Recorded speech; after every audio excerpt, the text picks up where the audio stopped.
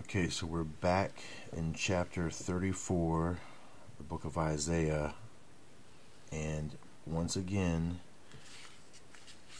this is that description of the kingdom age. Now I'm going to come over here to verse 17. Now, of course, we don't have time to read all of these verses. I can only do very short videos. I wish I could do longer, but I'm unable.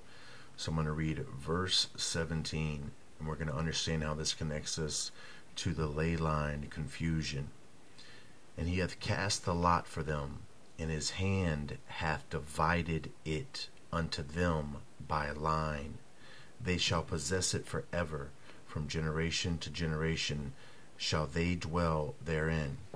Now, we're talking about these very same birds that we just looked at in Revelation. The very same birds that you saw that were coming to that great supper of the great God. So they're taking possession of the earth during this kingdom age. Okay? And we see that they are doing it by this God that has cast the lot for them, and that his hand has made this division, this dividing. And he's divided it unto them by line.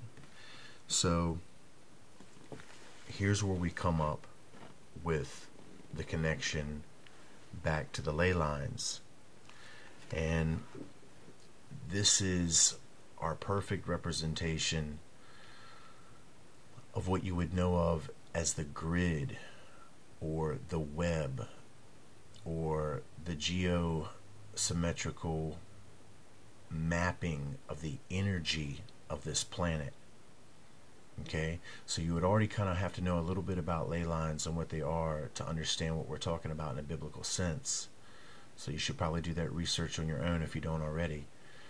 But this is how this confusion has begun to take place. And if you've watched the series I've done, Geometry, the Binding of Terrestrial Spirits, that's where I kind of go into more detail about how this terrestrial energy is being manipulated. And then we understand from the ley line and their geometry that they are manipulating energy at specific points, focusing energy at specific points with these stones here. And that's exactly what the Bible is calling these stones of emptiness, but that actually has a double meaning. The stones of emptiness also are representing the angels, the fallen angels being loosed, because if you remember, the angels are being kept in stone, or more importantly, crystal. And you're going to find out that sharp and pointed stones are above them. And you're going to find out in the book of Enoch that they are literally in a prison of crystal. And there's a huge description in the book of Enoch that's just about that. And then you'll begin to understand the legends once again about, crystal balls, the crystal skulls, the genie in the bottle, these spirits that are being kept in these vessels, or these vessels of stone. And then that's this understanding where the double is, that it's also the stones of emptiness, meaning that there is really no true spiritual power there, but also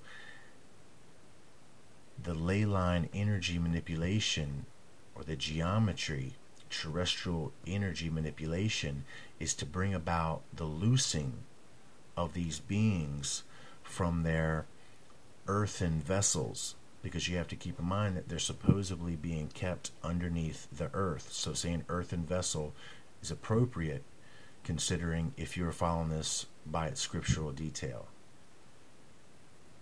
So you kind of have to, this is some pretty in-depth information that connects to a lot of other information that I've already put up before. So that's kind of the gist of the matter, but I want to keep following the trail here, what we find here with the biblical description. And this is what's going to connect back, as I said, that stating that this is how they're going to receive it. They've received it by this division and then by this line, and we know that it's the line of confusion. I'll be back.